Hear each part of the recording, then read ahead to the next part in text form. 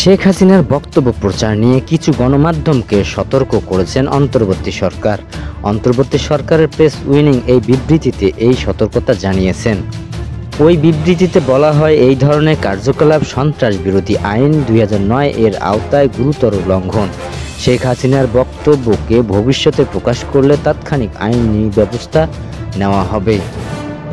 এতে বলা হয়েছে, ফৌজদারি অপরাধে দণ্ডনীয় এবং গণহত্যা ও মানবতা বিরোধী অপরাধের অভিযুক্ত পলাতক আসামি শেখ হাসিনার অডিও প্রচার করা আইনত নিষিদ্ধ। এর আগে গত বছরের ডিসেম্বরে আন্তর্জাতিক অপরাধ ট্রাইব্যুনালের সাবেক এই স্বৈরাচারের ঘৃণামূলক বক্তব্য প্রচার নিষিদ্ধ করেছিলেন। অন্তর্বর্তীকালীন সরকার দুঃখের সঙ্গে লক্ষ্য করছে, কিছু গণমাধ্যম আইন ও আদালতের নির্দেশ অপেক্ষা করে শেখ হাসিনার বক্তব্য প্রচার করছে। অন্তর্বর্তী সরকার এই ধরনের অপরাধমূলক কার্যক্রমে জড়িত গণমাধ্যমের কর্মকর্তাদের সতর্ক করে দিয়েছেন। বিবৃতিতে দৃঢ়ভাবে জানানো হয়েছে, ভবিষ্যতে যদি কেউ শেখ হাসিনার বক্তব্য প্রকাশ করে তাহলে তাৎক্ষণিক আইনি ব্যবস্থা নেওয়া হবে।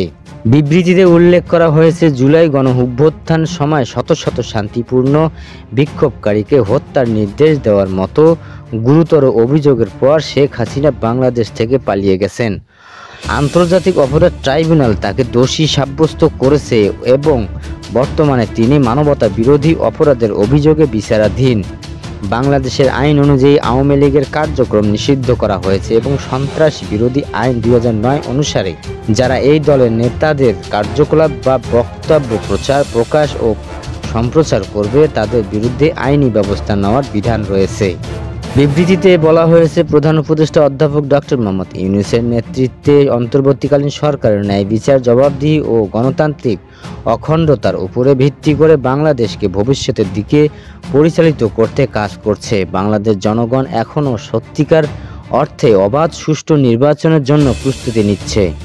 সরকারের মতো শেখ হাসিনার উস্কানিমূলক বক্তব্য প্রচার ও বাংলাদেশের গণতান্ত্রিক উত্তরণের পক্ষে স্থিতিশীলতাকে ক্ষতিগ্রস্ত করতে পারে এবং এটি কেবল জনসাধারণকে বিভ্রান্ত করার জন্য কাজ করে। এই বিধি নিষেধ অমান্যকারী যে কোনো সংবাদ মাধ্যম বাংলাদেশের আইনের অধীনে আইনি জবাবদিহির আওতায় পড়বে।